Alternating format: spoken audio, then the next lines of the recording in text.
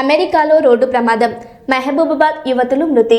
అమెరికాలోని కాలిఫోర్నియాలో జరిగిన రోడ్డు ప్రమాదంలో మహబూబాబాద్ జిల్లా గార్లం ఈ సేవా కేంద్రం నిర్వాహకుడు నాగేశ్వరరావు కూతురు మేఘన, ముల్కనూరు ఉప సర్పంచ్ కోటేశ్వరరావు కూతురు భావన మృతి.